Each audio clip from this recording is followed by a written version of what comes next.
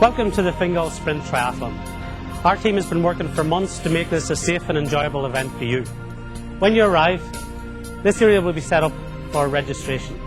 It's important that you register as early as possible, sign for the goodie bag, get your timing chip, and also sign that you have actually watched this video briefing. We have done everything we can to make this event safe and enjoyable for you. Now, what I want to do today is actually take you around and show you how things are going to happen on the day. Let's go to transition.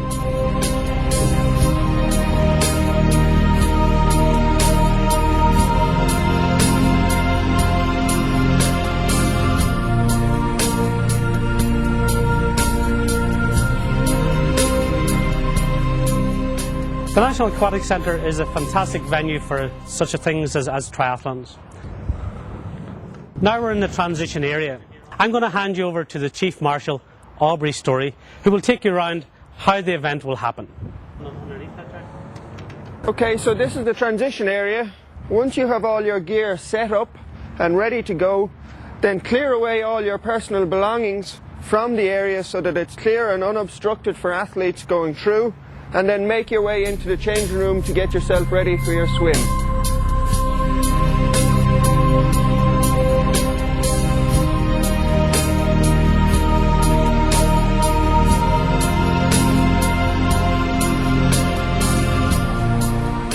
Okay, so about 10 minutes before your wave starts, you need to come out of the changing rooms and come towards the staging area, which is in here.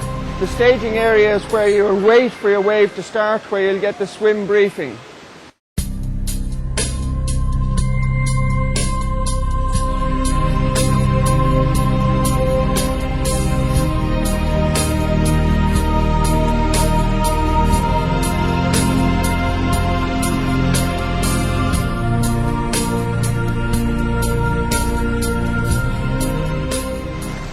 If you find that you're swimming faster than the person in front of you, just touch them on the toes, and at the wall the person in front will stop and you overtake as smoothly and as quickly as you can at the wall.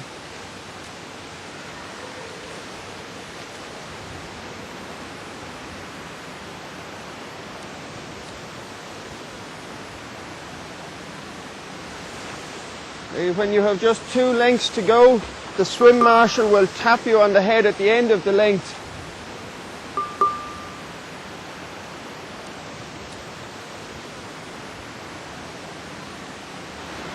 So when you come to the end of the swim marshal will help you out of the water, and you'll then proceed out to transition area.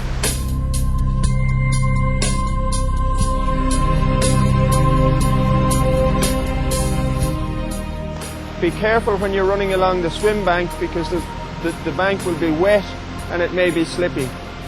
So at the end of the swim, come out into the transition area, following the directions of the marshals down towards your bike. Once you reach the bike, the first thing you put on is your helmet. Make sure your helmet is on and securely fastened before you touch your bike. Okay, once you're ready, then you can make your way out of transition, but you must not get on the bike until after you cross the mount line. There'll be marshals there at the mount line to make sure you know where it is.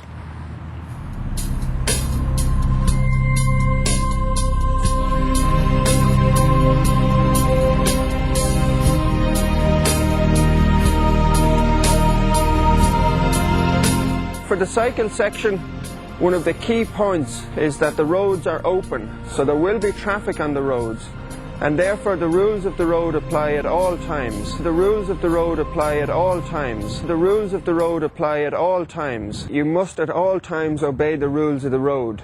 That means cycling on the left, and that you must not cross the white line at the centre of the road. One of the other key points in the cycle section is the drafting rule. Drafting is where you're cycling close behind the cyclist in front and thereby getting an advantage in the cycle section. So to avoid drafting, you must remain outside the draft zone. So just to show you now what drafting is, right? This is the front edge of your bike. You need to be 7 meters behind the bike in front. So from here, that's 1, 2, 3, 4, 5, 6, 7 meters to the front edge of your bike. The draft box is a box that is 7 meters long by 3 meters wide from the front edge of the wheel in front. So essentially it means that you need to be about 3 lengths behind the bicycle in front unless you are overtaking them.